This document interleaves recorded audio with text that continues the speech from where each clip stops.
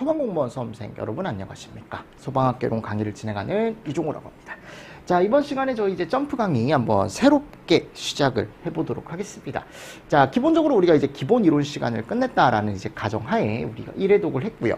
그리고 이제 2회독반을 시작을 할 거예요. 그죠? 1회독 제대로 하셨죠, 여러분들? 제가 이제 테스트도 계속적으로 나눠드렸었고, 이제 여러분들하고 마지막에 갔을 때, 제가 이제 최종 정리까지 마무리를 하면서 저희가 5, 6, 7 좀 길게 진행했던 기본 이론을 끝냈습니다. 그죠? 자, 이제 8월부터 그리고 이제 9월까지는 우리가 점프반이라고 해서요 2회독 과정을 시작을 할 거예요. 자, 책 순서는 어떻게 되어 있냐, 어차피 기본 이론 순서하고 똑같고요, 내용도 비슷합니다. 그래서 여러분들이 이제 보실 때 기본 이론 책을 두시고, 그리고 왼쪽에 오른쪽에다가 이제 점프책 같이 두시고 왔다 갔다 하시면서 점프책에 조금 이제 모자란 내용이 있다라고 하면은 여러분들이 채우시고, 아셨죠? 기본 이론 책 보면서 한 번 더 이런 내용이 더 있었지라고 하면서 한 번 더 이렇게 옮겨가면서 한 번 더 전체적인 내용을 회독한다라고 생각을 하시면 될 것 같아요. 아셨죠? 그리고 이 학개론 책이 한 300페이지 정도 될 거예요. 그러니까 300페이지가 조금 안 되거든요, 어떻게 보면. 근데 이제 기본 이론 책이 한 70, 80페이지 정도 됐단 말이에요. 그러니까 200페이지 정도를 제가 축소를 좀 시키고, 그리고 뒤쪽에다가 심화 이론을 더 넣기 때문에 어떻게 보면 더 축소된 거예요, 기본 이론은. 맞습니까? 그래서 이런 것들에 대한 것들, 이제 우리가 이제 기본 이론을 한 번 더 보고, 그리고 나서 이제 심화 이론 보고, 그리고 제가 OX 넣어놨다 그랬죠. 이 OX가 생각보다 학습 효과가 괜찮거든요. 그래서 기본 OX 제가 문제 많이 넣어놨고요. 그리고 이제 기출 OX라고 해가지고 기출 지문을 제가 다 넣어놨어요. 그래서 여러분들이 기출 지문을 보고 이 지문이 맞는지 또는 틀린 지문인지 판단을 좀 하실 수 있으면 돼요. 아셨죠? 그래서 O인지 X인지 그렇게 해놓고, 이제 다음 10월에 갔을 때 기출 문제, 또 이제 거기에 이제 간부 문제, 이런 문제들을 풀 때 훨씬 더 도움을 받으실 수가 있을 겁니다. 맞습니까? 네. 이렇게 해서 이제 이론반에 대한 이제 마지막 점프반을 한번 진행을 해보도록 하겠습니다. 아셨죠? 자, 그럼 점프반 같이 우리 힘차게 한번 시작을 해보도록 하시죠. 자, 챕터 1에 연소 기본 이론이라는 게 있습니다. 맞죠? 그럼 우리가 제일 처음에 얘를 배웠어요. 원자량이라는 걸 틀림없이 기본 이론 시간에 배웠거든요. 맞죠? 그러니까 원자량이라는 건 무게다. 그냥 어떤 하나의 무게라고 생각하시면 됩니다. 근데 이게 그람일 수도 있고 또는 킬로그램일 수도 있다라고 제가 말씀을 드렸죠. 자, 그람일 때는 몰당, 킬로그램일 땐 킬로몰당. 맞죠? 얘를 그냥 뭐라고 생각하시면 되냐면 개라고 생각하시면 돼요. 그래서 어떤 원자가 있을 때 그 원자 한 개당 그람, 원자 한 개당 킬로그램. 무슨 말씀인지 아시겠습니까? 그래서 무게다, 무게다. 그럼 기본적으로 중요 원자량이라는 게 있는데, 그 중요 원자량을 몇 가지를 여러분들이 암기를 해두셔야 된다라고 했었는데요. 그 원자가 얘네들이었죠. 탄소, 질소, 산소, 맞죠? 이런 애들, 그리고 수소, 이렇게 진하게 한 애들. 얘네들은 꼭 암기를 부탁을 드린다라고 말씀을 드렸습니다. 맞죠? 그래서 얘네들에 대한 거, 탄소가 얼마였죠? 12, 질소가 14, 산소가 16, 그죠? 수소가 1. 이런 식으로 중요 원자량이라는 걸 암기를 좀 부탁을 드리고, 그리고 틀림없이 원소 주기율표라는 걸 우리가 첫 시간에 봤었단 말이에요. 자, 그럼 원소 주기율표상에 갔을 때 우리가 주기보다는 뭐 중심으로? 족 중심으로 제가 보실 수 있어야 된다라고 틀림없이 말씀을 드렸었죠. 그래서 1족부터 지금 몇 족까지 있습니까? 8족 또는 0족까지 있네요. 그죠? 그럼 1족 원소에 가보면 여기에 수리, 낙할, 루 나와 있는데 이 네 가지 정도, 수리, 낙할 정도. 맞나요? 근데 얘를 주기보다는 족, 얘가 무슨 족인지 알고 있어야 된다. 자, 이름이 무슨 족이다? 알칼리 금속족이다. 이 종류를 알고 계십시오. 수리, 낙할, 수리, 낙할, 수리, 낙할. 아셨죠? 수리, 낙할, 수리, 낙할. 그래서 여기에 수소는 지금 여기 갔을 때 얘가 원자 번호고, 얘가 뭐예요? 그렇죠. 원자량이죠. 맞죠? 그래서 아래 원자 번호가 들어가고 위쪽에 원자량이 들어간다. 그래서 원자량을 제가 아까 1을 한번 암기를 좀 부탁을 드린다. 수소는 말씀을 드렸던 거예요. 맞죠, 여러분들? 그리고 여기에 리튬, 나트륨, 칼륨 이렇게 4개가 있다. 근데 여기 보셨을 때 나트륨을 우리가 소듐이라는 명칭으로 변경이 돼서 시험 문제가 출제가 되는 경우가 있습니다. 이게 화학 원소명이 몇 가지가 좀 바뀌었어요. 근데 아직까지 우리 시험에는 그냥 나트륨으로 출제가 되니까 대신에 이회독할 때 나트륨이 소듐이다 라는 거 정도 좀 보셨으면 좋겠어서 제가 일부러 넣어놓은 거예요. 아셨죠? 오케이. 자, 그리고 칼륨입니다. 칼륨 이름은 뭐래요? 포타슘이래요. 포타슘. 오케이. 자, 됐습니다. 자, 그리고 나머지 원자량들은 한번 읽어보시고요. 나머지 원자량들 한번 읽어보시고, 자, 그리고 여기 갔을 때 배마칼이라는 게 나와요. 그쵸? 자, 얘가 이름이 뭐예요? 알칼리 토금속. 요 종류 세 가지를 알고 있으라 그랬죠. 배마칼, 특히 마칼. 근데 여기 칼륨, 칼슘 요거 조심하셔라. 맞습니까? 자, 그래서 베릴리움이라는 게 있고, 마그네슘이라는 게 있고, 칼슘이라는 게 있더라. 됐나요? 네. 오른쪽으로 넘어오겠습니다. 붕알갈 나와 있는데 여기에 알루미늄 쪽에 알루미늄이 들어가 있다라는 거 붕소 잘 안 나와요. 탄소 쪽에 탄소가 들어가 있다라는 거 얘는 원자량 암기하셔야죠. 위에서 중요 원자량이라고 했으니까요. 자, 그리고 질소 쪽에 지린 이런 애들이 있습니다. 지린 맞죠? 자, 그리고 여기 오른쪽에 가보면 산황이 있어요. 얘네가 산소족이죠. 이 산소족은 특히 요 산소는 당연히 얘는 암기를 하셔야 되고요. 요 황도 최근에 시험 문제가 출제가 됐죠. 그래서 한번 뭐가 출제가 됐습니까? 요거 이산화황이라고 해서. 그럼 이산화황은 우리가 원자량 황 같은 경우는 지금 얼마예요? 30이죠. 그죠? 그리고 얘는 16이죠. 그래서 얘의 분자량을 우리가 64로 이런 식으로 구할 수 있다. 또는 킬로그램의 킬로몰이다. 맞죠? 그래서 이 정도 알고 계셔야 된다라는 거. 됐나요? 자, 그리고 맨 오른쪽에 가보면 이런 애들이 있어요. 할로겐족과 불활성 기체족. 이 두 가지가 우리가 뭘로 사용하는 거다? 소화약제로. 얘네들은 종류 알고 계시면 좋다. 그러니까 얘네들을 소화약제로 사용하는 이유는 이 오른쪽으로 가면 갈수록 점점 더 뭐를 하지 않는 물질이냐면 더 이상 반응을 하지 않는 물질들이더라.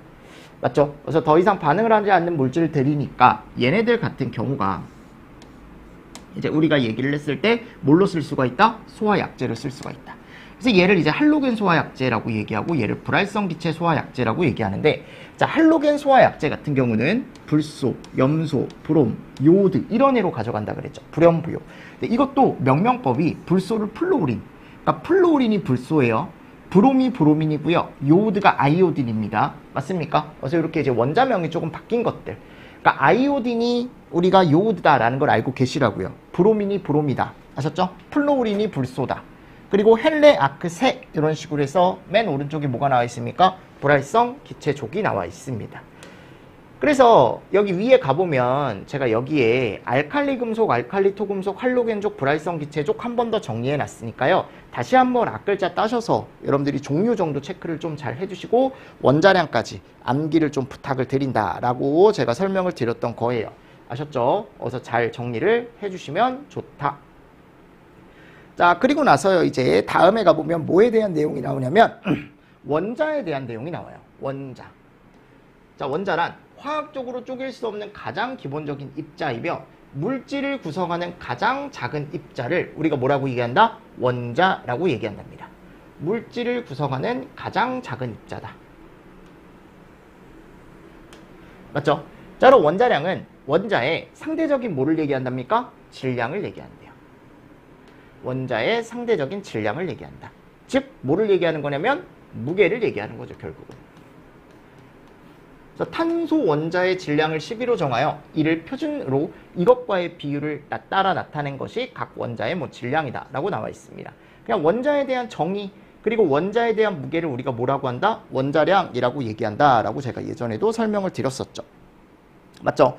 그래서 앞에 가보면 이 대표적인 애들 12, 14, 16, 수소 1 이 정도는 알고 계셔라. 왜냐하면 이걸 알아야 나중에 갔을 때 우리가 얘를 구할 수가 있습니다. 분자량이라는 걸 구할 수 있기 때문에. 그죠? 그래서 분자는 뭐예요? 물질의 성질을 가지는 가장 작은 입자이며 여러 개의 원자가 화학적인 결합을 통해 만들어진 입자를 얘기한다 라고 되어 있었죠. 그럼 분자량이라는 건 분자를 구성하는 원자량의 합을 얘기한다 라고 되어 있습니다. 그래서 우리가 예를 들어 물 분자가 있다라고 얘기한다면 물 분자는 H2O 이렇게 쓸 수 있거든요. 그럼 이 H2O는 수소 2개와 산소 하나의 원자로 구성이 되어 있는 건데, 자, 얘의 원자량은 1, 얘의 원자량은 1, 산소 원자량 얼마예요? 16 해서 얼마다? 18이다. 이런 식으로 우리가 하나의 물 분자량을 구할 수가 있다라는 거죠. 기억하시죠? 여러분들 우리 이렇게 해서 막 분자량 구하기 연습했었잖아요. 자, 그리고 여기 가보면 물 분자식이 있어요. 자, 근데 물 분자식에 가보면 얘가 물 분자거든요. 근데 틀림없이 앞에 이렇게 숫자가 이렇게 붙는 경우가 있다 그랬어. 3 이렇게. 맞습니까? 그럼 우리가 요 3이라는 걸 뭐라고 얘기하냐면 분자 개수다. 또는 몰수라고 얘기합니다. 뭐라고 얘기한다고? 분자수나 몰수. 그럼 얘는요, 여러분들 물 분자가 3개 있는 거예요.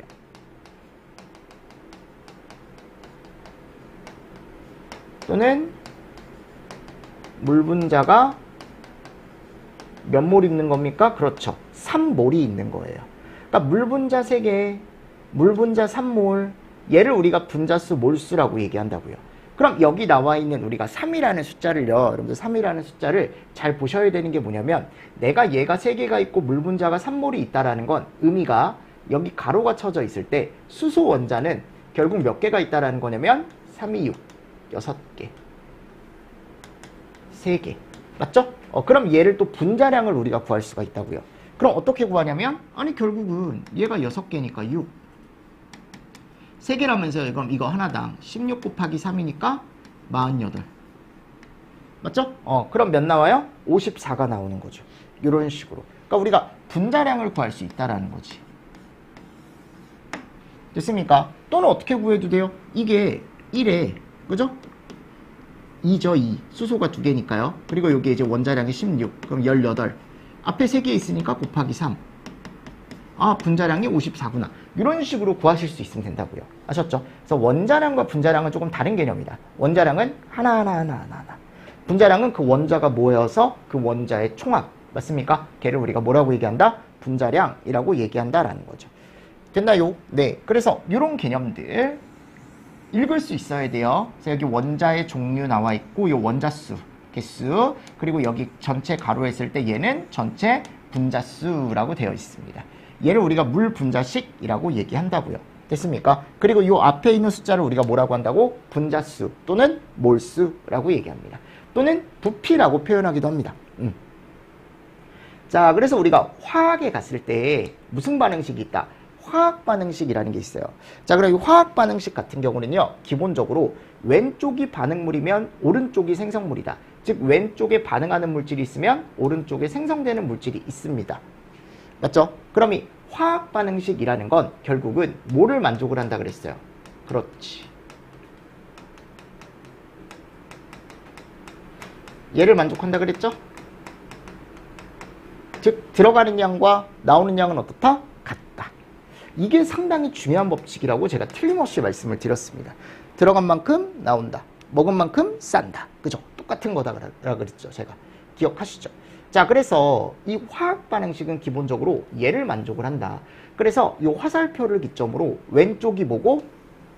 반응물이고,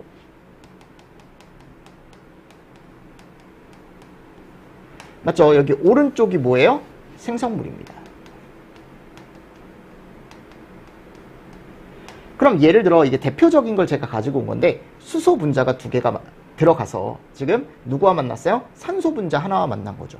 결국 수소 분자라는 건 H2고요. 산소 분자는 O2인데 얘가 지금 뭐가 있는 거예요, 여러분들? 분자가 2개가 있고 요거 하나가 있는 거죠. 결국 원자로는 수소 원자가 4개, 산소 원자가 2개. 맞죠, 여러분들? 그래서 이런 식으로 지금 표현이 되어 있는 거죠. 그래서 얘네 2개가 반응을 일으켰더니 오른쪽에 뭐가 나왔대요? 물 분자 2개, 물 분자 2몰이 나왔대요. 맞습니까? 그러면 얘네가 완벽하게 어떻게 보면 질량이라는 게 일치를 해줘야 된다고요. 들어간 것과 나오는 거에 질량이 완벽하게 일치를 해줘야 된다. 그럼 여기 갔을 때 2H2, O2가 얘가 나왔다라는 게 제대로 된 건지 확인을 좀 해보려면 여기 갔을 때요, 얘가 나와 있잖아요. 그죠? 그럼 얘는 수소가 4개가 들어간 거예요. 맞죠? 그리고 여기는 산소가 2개가 들어간 거야, 결국은. 원자로 따졌을 때. 그럼 얘가 2개의 물 분자로 갔을 때 2 곱하기 2, 2 곱하기 1. 오케이. 수소 4개, 산소 2개 나왔네. 맞죠? 그러니까 완벽하게 어떻게 됐다? 일치가 됐다. 즉 반응물과 생성물의 양이 어떻다? 동일하다. 무슨 법칙에 만족을 했다? 질량 보존의 법칙에 만족을 했다. 라고 결론을 내릴 수가 있겠죠. 이런 식으로 가져가는 거예요. 자, 얘가 무슨 법칙? 질량 보존의 법칙. 질량 보존의 법칙. 됐습니까? 네. 그래서 같이 정리를 좀 잘 해주시면 되고, 일단은 전후가 같다라는 것만 여러분들이 머릿속에 잘 가져가 주시면 됩니다. 됐죠? 잘 정리를 해 주십시오. 이 정도. 자, 그리고 나서요, 이제 다음 한번 가보도록 하겠습니다. 자, 이제 비중과 증기비중이라는 게 나오는데요. 이 비중이라는 것과 증기비중의 차이가 있다 그랬어요. 자, 비중은 우리가 S라고 얘기를 하는데, 이 비중은 어떤 물질을 얘와 비교한 거예요. 그럼 뭐를 비교했냐? 일반적으로 얘를 비교했다라고 얘기 많이 하죠. 즉 어떤 물질이 있을 때 얘가 물보다 무겁냐 또는 물보다 가볍냐를 비교한 게 비중이에요. 아셨죠? 자, 증기비중은 예를 들어 이렇다, S증기다라고 얘기한다면 얘는 공기와 비교를 하는 거죠. 뭐를 비교하냐? 얘도 무게를 비교하는 겁니다. 무슨 말씀인지 아시겠습니까? 그래서 비중과 증기비중이라는 게 있다. 자, 그럼 비중 S는요. 비중 S는 자, 공식을 잘 보시면 어떻게 되어 있냐면 이렇게 되어 있죠. S는 로우 워터분의 로우, 감마 워터분의 감마라고 되어 있는데요. 자, 우리가 이 밀도라는 것과 비중량이라는 게 있는데요. 맞죠? 우리가 이 밀도 같은 경우는 최적당 질량이라고 얘기하고요. 비중량은 최적당 중량이라고 얘기한단 말이에요. 아셨죠? 그러니까 똑같아요. 얘는 어떤 단위 최적당, 내가 최적이라고 하면요. 내가 예를 들어 이걸 한번 생각해 보는 거예요. 여기 1m짜리 용기가 있대요. 아셨죠? 그럼 얘 용기의 최적은 1m 3승이거든요. 제가 여기다가 어떤 물체를 담아서 그 물체의 질량을 재거나 또는 그 물체 또는 중량을 쟀을 때 우린 뭐를 구할 수 있는 거냐면 밀도나 비중량을 구할 수 있다라고 생각을 하시면 됩니다.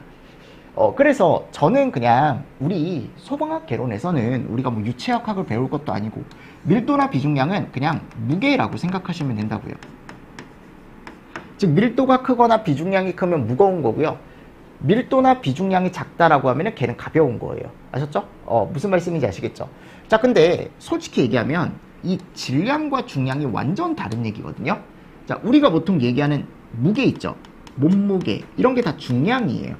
이게 중량이라는 게 그래서 근데 지구가 있잖아요. 그러니까 저도 이제 아침마다 저도 이제 뭔가 건강 체크를 해야 될 거 아니야. 나도 이제 나이가 있으니까.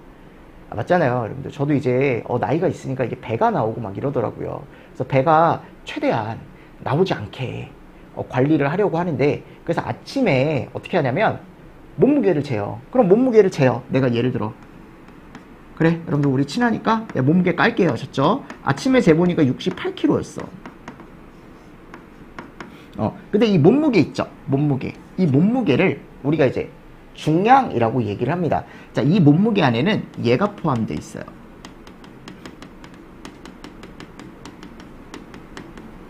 뭐가 포함되어 있어요, 여러분들? 중력. 자, 중력이라는 건 지구 중심으로 작용하는 힘. 그럼 내가 이렇게 저울에 딱 올라갔어요. 올라갔을 때 당연히 그 저울에는 지구 중심으로 작용하는 어떤 보이지 않는 힘이 작용한다고요. 그럼 내 몸무게에는 중력값이 포함이 된 거야. 아셨죠? 그래서 68kg가 나온 거야. 예를 들어. 됐죠?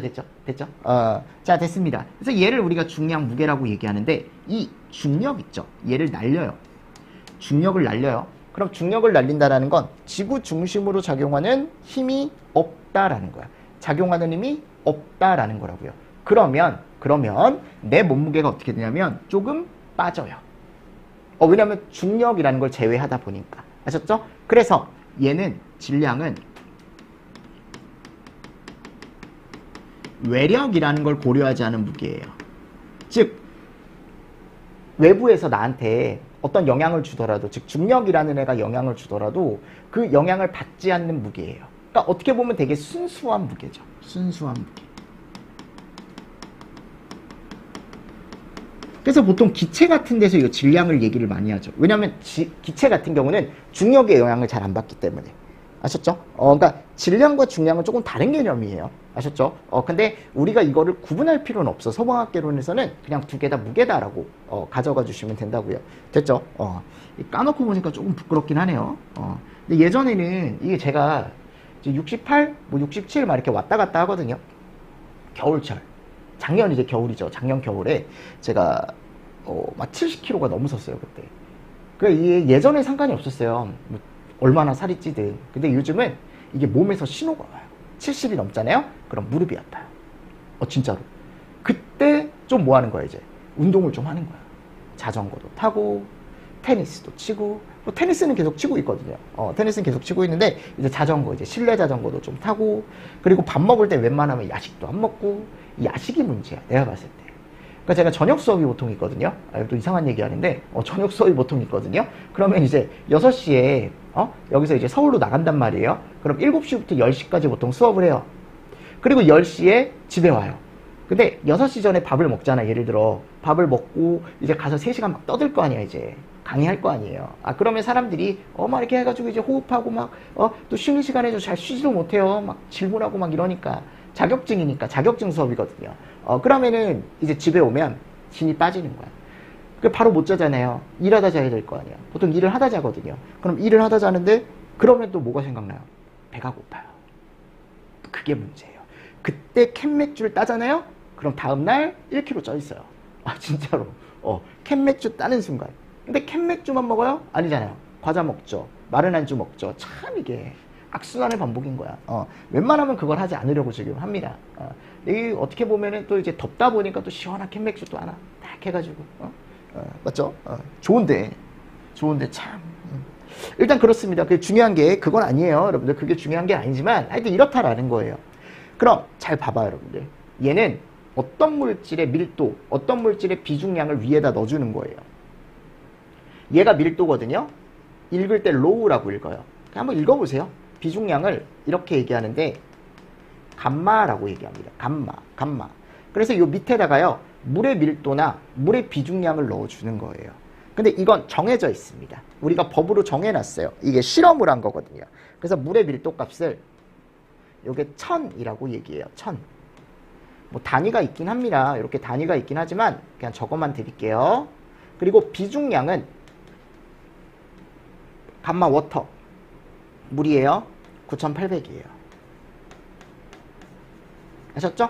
그래서 밀도분의 밀도, 비중량분의 비중량이기 때문에 이게 단위가 있을 수가 없어요. 위아래로 밀도 단위가 동일하게 들어가고 위아래로 비중량 단위가 동일하게 들어가기 때문에. 그래서 우리가 단위가 없는 수를 뭐라고 얘기하냐면요, 무차원수다라고 얘기를 합니다. 오케이? 네. 자, 그래서 물의 비중은 1이에요. 왜냐면 그랬을 때 이게 왜 1이냐면 물분의 물이거든. 얘기했을 때 물분의 물이 되는 거잖아요. 물분의 물. 이건 바뀌지 않습니다. 이건 무조건 고정이에요. 근데 위가 이제 어떤 물질이 들어오냐인데, 물이 들어오게 되면 물분의 물이니까 1이 되겠죠. 무슨 말씀인지 아시겠죠? 자, S가 1보다 크면 물보다 무겁대요. S가 1보다 작잖아요? 그럼 물보다 어떻대요? 가볍대요. 그래서 우리가 보통 얘기했을 때 기름 같은 거 비중이 보통 1보다 작습니다. 그래서 어디에 떠요? 위쪽에 떠요. 또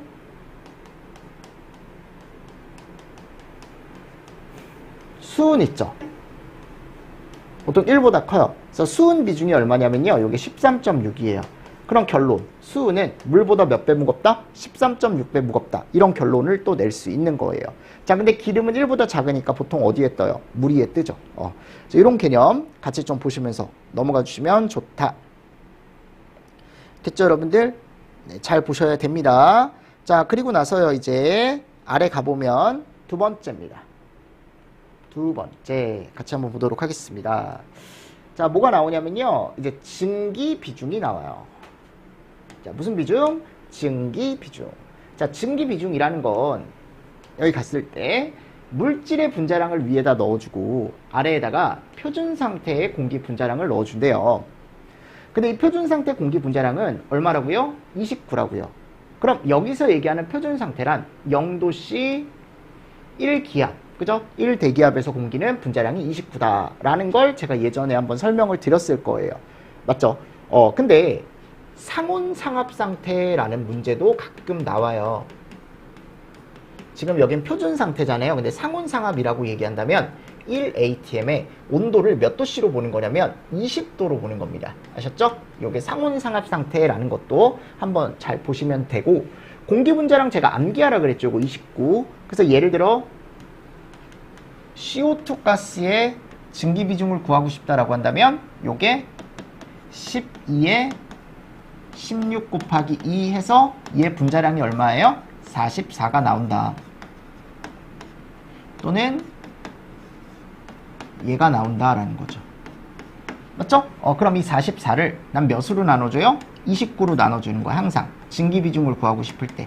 그럼 얘가 1.5배가 나오는 거죠. 아, 증기 비중이 1.5배 더 무겁구나.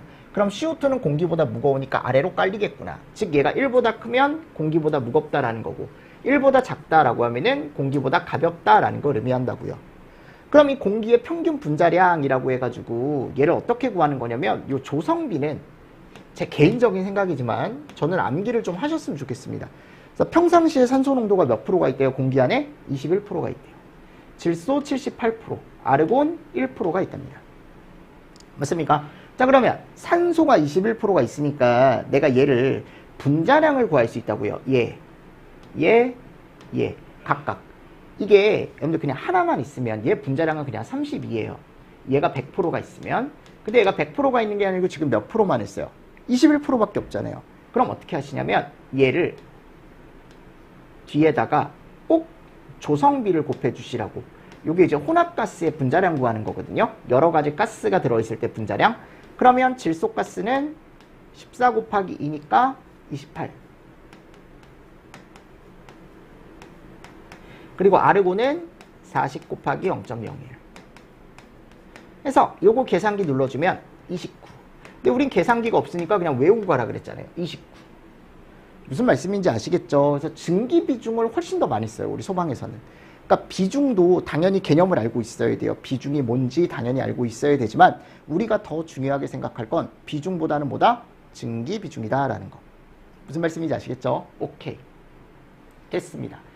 자, 이런 개념들 같이 좀 보면서 넘어가도록 하겠습니다. 자, 그리고 세 번째 가보면요. 이제 뭐가 나와요? 물질의 상태 변화가 나와요. 그러니까 이 물질의 상태 변화라는 건 말 그대로 물질이 몇 가지 상태가 있느냐 이걸 먼저 알아야 되는데, 물질은 우리가 물로 따졌을 때 그러니까 모든 물질이 대부분 고체, 액체, 기체가 있는데, 물은 우리가 고체 상태일 때 뭐라고 얘기해요? 얼음. 기체 상태일 때 수증기. 그죠? 액체 상태일 때 물인 거죠. 맞습니까? 자, 보세요. 여기서 이제 용어를 알고 계셔야 돼요. 얼음이 물이 되는 거, 얘를 우리가 뭐라 그래요? 얼음이 물이 되는 거. 아, 이건 알아야죠, 여러분들. 얼음이 물이 되는 거. 뭐 녹는다라고 얘기하기도 하지만 조금 유식하게 융해. 그죠? 그러니까 얘는 열 에너지를 어떻게 한대요? 흡수한대. 즉 온도가 올라갔을 때 얼음이 물이 될 수 있는 거잖아. 아, 맞잖아, 여러분들. 열 에너지를 방출한다는 건 다시 언다라는 거잖아요. 그럼 열 에너지가 바깥쪽으로 나가서 온도가 낮아져야 얼 수 있는 거잖아. 열 에너지 방출. 응고. 이름 알고 계셔야 돼요. 응고. 자, 기체가 액체가 된대요. 기체가 액체가 되는 거니까 이거는 열 에너지를 방출하는 거죠. 온도가 낮아지는 거니까. 그죠? 그러니까 수증기가 뭐가 되는 거예요? 물. 얘를 뭐라고 얘기한다? 액화. 자, 끓여요. 액체가 기체가 되는 거죠. 기화. 열 에너지를 어떻게 한다? 흡수한다. 고체가 기체로, 기체가 고체로 되는 걸 뭐라고 얘기한대요? 승화라고 얘기한대. 아셨죠? 요 이름, 용어 정도는 꼭 암기를 부탁을 드리겠습니다. 아셨습니까? 그래서 기출 지문에 승화라는 말이 나온다. 또는 액화라는 말이 나온다. 기화라는 말이 나온다. 융해라는 말이 나온다. 또 응고라는 말이 나온다라고 얘기한다면 이게 이렇게 상변화가 되는 거다라는 걸 알고 계셔야 된다고. 무슨 말씀인지 아시겠습니까? 자, 그리고 제가 열 에너지 흡수와 열 에너지 방출에 대한 얘기를 했고요. 자, 이제 끓는 점과 비등점, 녹는 점과 용점, 어는 점과 B점에 대한 얘기를 한번 해보도록 하겠습니다. 자, 끓는 점 또는 같은 말이 비등점 이래요. 액체가 기화가 될 때 유지되는 온도, 즉 온도라고 했죠. 그래서 우리가 끓는 점, 물을 얘기할 때 보통 이게 몇 도다? 100도다. 이때부터 뭐가 되기 시작한다? 기화가 되기 시작한다. 그죠? 자, 녹는 점, 고체가 융해할 때, 녹을 때 일정하게 유지되는 온도다. 그래서 몇 도부터 녹기 시작한다? 0도부터 녹기 시작하고, 어는 점도 마찬가지 0도부터 얼기 시작하죠. 물을 예로 드는 거예요. 자, 이거 정의 정도 읽어보시라고. 정의 아셨죠? 정의 정도 읽어보셔라 라고 제가 말씀을 드리면서 넘어가도록 하겠습니다. 자, 다음 가보면 이제 물리적 변화와 뭐가 나와요? 화학적 변화가 나오죠. 그럼 앞쪽에서 우리가 봤던 대략적인 내용을 가지고 이제부터 어떻게 보면 본격적인 내용이 진행이 된다. 수업이 진행이 된다라고 생각을 하시면 됩니다. 아셨죠? 그럼 조금 쉬었다가 제가 물리적 변화와 화학적 변화에 대해서 한번 설명을 간단하게 드려보면서 뒤쪽에 마무리하고, 그리고 뒤에 있는 우리 심화이론 체크하기 가서 심화이론 한번 보고요. 그리고 OX 문제로 한번 챕터를 또 하나 마무리를 해보도록 하겠습니다. 아셨죠? 자, 이런 식으로 수업이 진행이 될 거예요. 이번 시간도 수업 들으시느라 수고 많으셨습니다. 수고하셨습니다.